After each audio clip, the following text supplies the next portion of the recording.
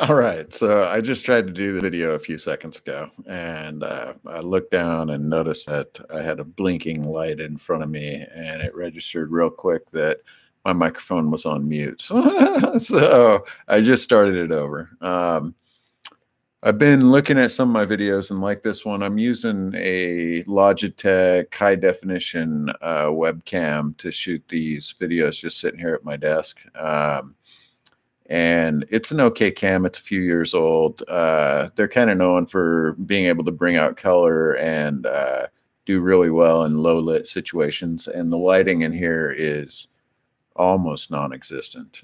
You're basically getting me lit up from the monitor. There's some light coming in from this skylight right here, and then there's a lamp up over this corner that is producing some pretty nasty light. You can see how orange my face is on the side. Oh, and that partially from some LEDs in my computer. So, the lighting in here is just terrible.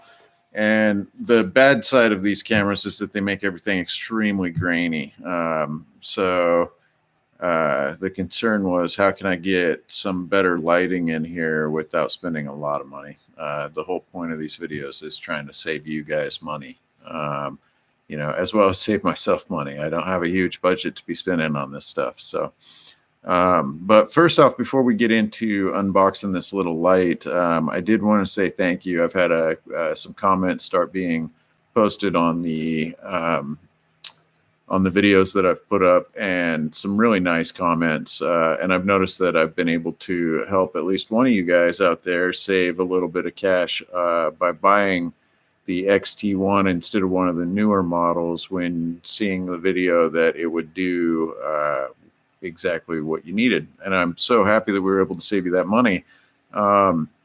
It sounds like he's going to put it towards some glass, which in my opinion is extremely wise. There's no better investment in your camera gear than your glass.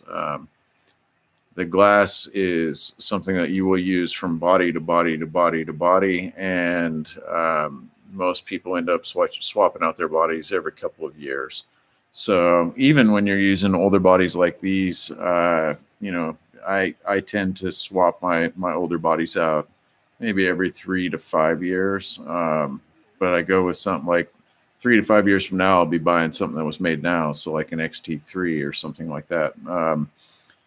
But it just keeps my cost on my camera gear extremely low while being able to use some of the best gear on the planet. And I love that. But I was super happy that he was able to save that money and put it towards some glass.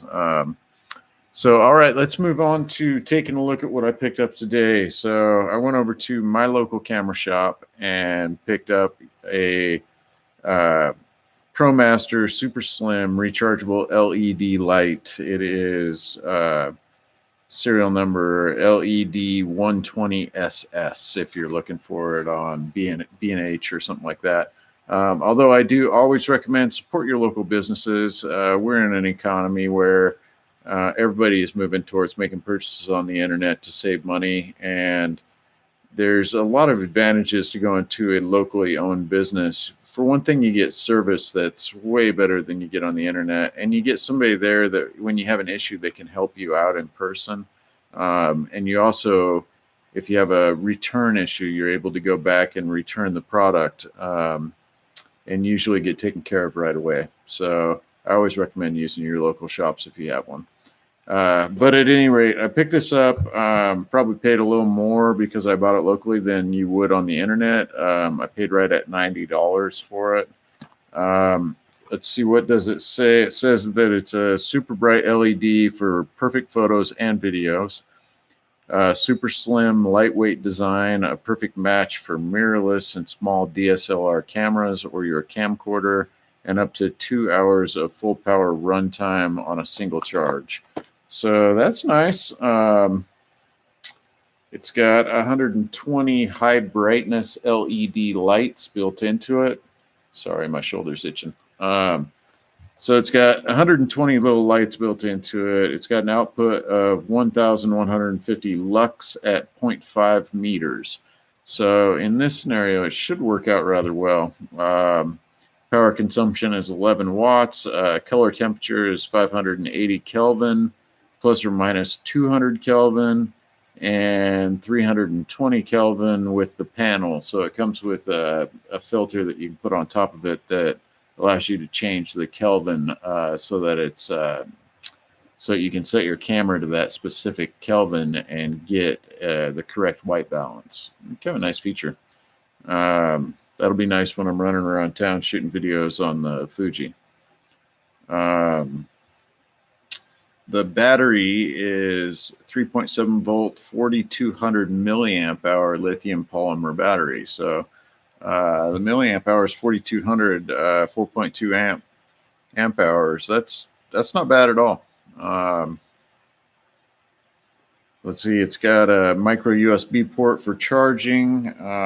Dimensions, it's 5.5 by 2 7/8 by 3/4 of an inch.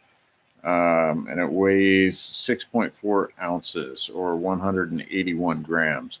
So it's not going to add a lot of weight to the X-T1, which is, you know, that's one of the reasons why I bought the camera. And it's one of the things I love about it is that it's lightweight.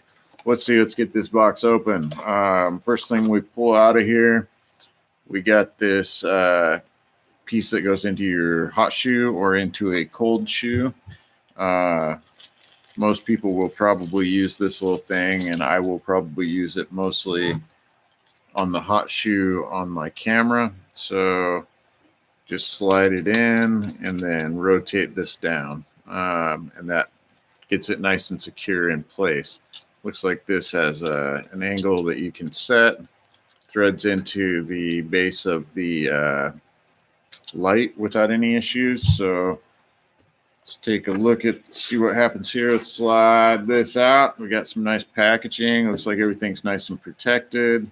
And the light's sitting right there on top with what looks like the charger. So let's take a look at it. Light's protected in plastic.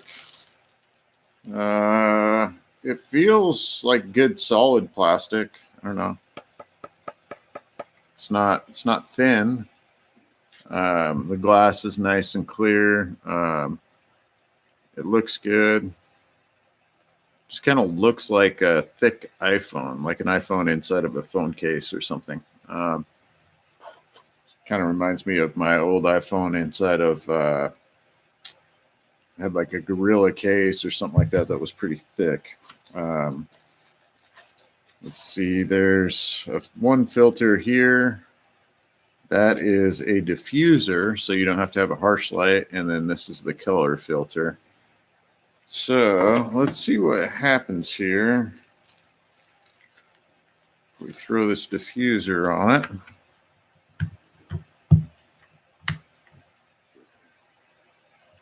That just snaps right into place. Very simple to get on there, very easy to use. On this side of the light, we've got an on-off switch, we've got our charge port, and we have a brightness slider. Turn it up and down in brightness. I'm going to set it down to the lowest brightness for the moment. Then attach it to the camera.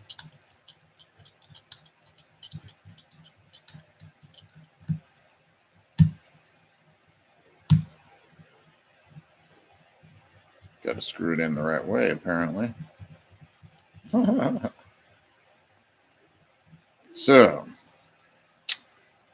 this is what it's going to look like sitting on top of your camera. Does not add a lot of weight. It does make it a little more top heavy. I think if I had the bottom grip on here, it would feel a little more balanced. I do have the extended grip and the metal plate, but that's not quite as much weight as the extended grip is. So that's nice. It's not too bad. It's not overly wieldy. Let's set it down.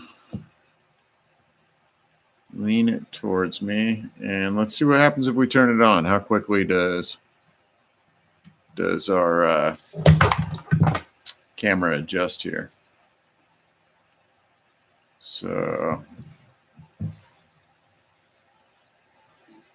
yeah, it makes me look a little ill.